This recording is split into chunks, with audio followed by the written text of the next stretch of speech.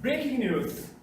Mac Rumors, the most accurate spy portal of Apple, has finally come out with 3 prototypes for the flagship model of Apple. The key features, no home button, the IHD Retina display, and the most awaited cat eye sensor.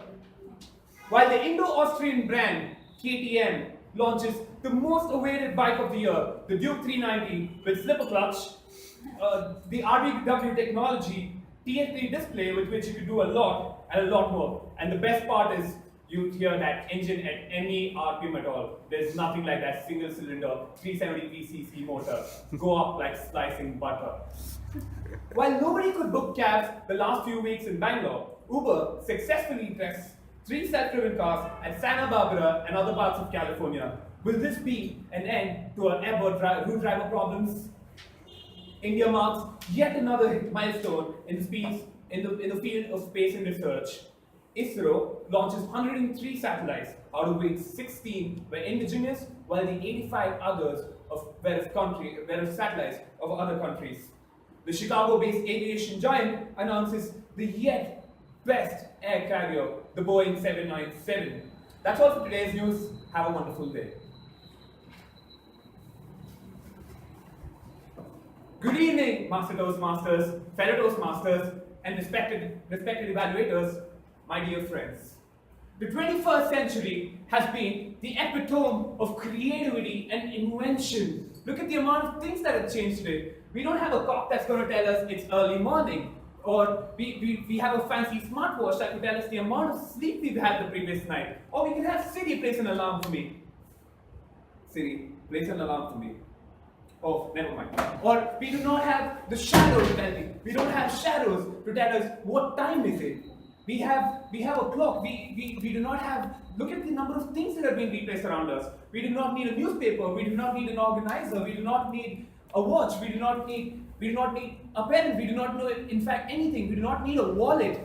Thanks to demonetization, we do not need money. Oh, sorry, wallet again. Look at the amount of things that have changed around us, right? Today, we have different things that have replaced our everyday life. And how many of us do we actually know where all this comes from? Can I hear from you guys? How many of you actually know where you guys come from? So you. I'm from an office there. So you. From India. So you. Anybody from the back? You? Well, if anybody asked me that question, I would say I came from West Bangalore, Madras. Leaving that jokes away, where we actually came from is this man who sat below the apple tree. When the apple fell on his head, he had the epiphany of what life was. He described the acceleration due to gravity of a free-falling object falling towards the Earth's surface experiences the direct dynamical force of 9.8 meters every second. And this is where you think, we actually think where we all came from. A philosopher based from the Indian Vedic periods called Kannada gave the same theory in 600 BC and later translated to Principia Mathematica, Natural Philosophy in 1687 and later translated to English called Principles of Mathematical Philosophy by Sir Isaac Newton. Astonishing, right? Well, while Christopher Columbus and Aristotle destroyed our fear of flat earth and falling off that flat earth, a mathematical genius in the pre-Vedic periods called Bhaskaracharya not just spoke about a flat earth, but also spoke about the distance between Earth and the other planets, and also passed on a mathematical technique where we could actually calculate the solar and lunar eclipse, which is still used by our grandparents, and it's still accurate. Let me get to aeronautics. Orville and Wilbur Wright were the first people, or in fact, the pioneers of modern aviation, who came up with the first flying model. While roughly in 7306 BC, the first 2 battalions of the Vanara army were bombed by an unmanned flying object, personally piloted by King Ravana. They had a stealth bomber back then. And that's not all. If any of you are going around to check my facts today, let me tell you, the word android comes from the Sanskrit word meaning Andrik, dated back to 300 BC from a book called Vikra Shastra that relates to the word automation. In 300 BC, Indians spoke about automation. And that's not all. Aryabhatta, the first man who gave the world a zero. Sushrita, the first plastic surgeon. Charaka, the first pharmacist. In fact, Sri Patanjali, the yoga instructor. So, Sri Bodhidharma, the god of Shaolin. And in fact, the people who invented the first flush toilet system were all Indians. And we still call ourselves a developing country. Can we have a huge round of applause for us, please?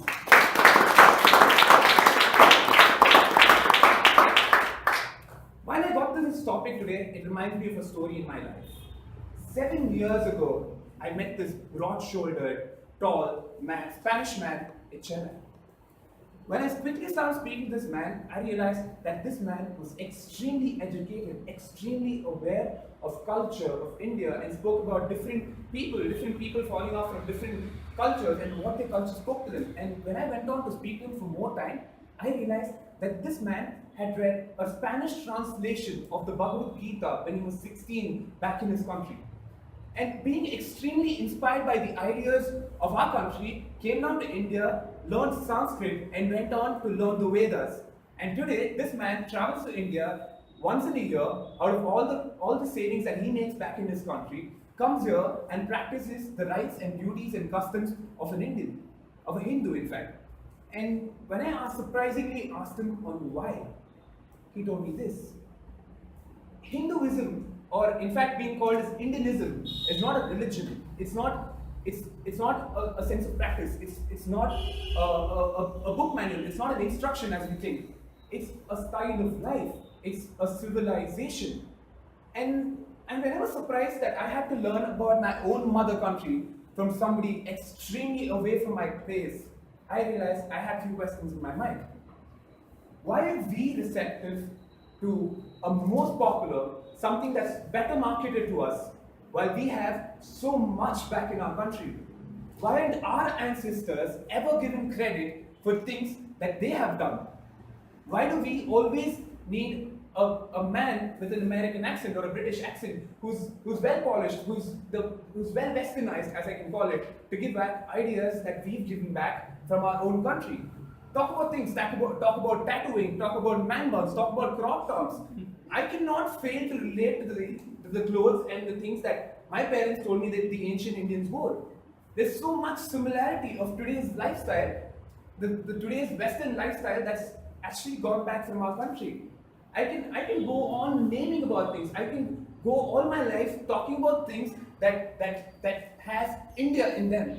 But today, we are a bunch of people, listening to people, working for BPOs. I'm not condemning the whole culture, but I'm saying we are a bunch of people who just are outsourced. We are people who are puppets, who have been normal by people in other countries. I'm not saying go to a temple every day. I'm not saying listen to your grandparents. I'm not saying go touch your parents' feet every day. But learn what your culture says. Respect whatever your culture has, and listen to it and respect it. Because remember, when you know where you're coming from, when you know what your history is, then you truly know where you're coming from. Namaste, over the MC.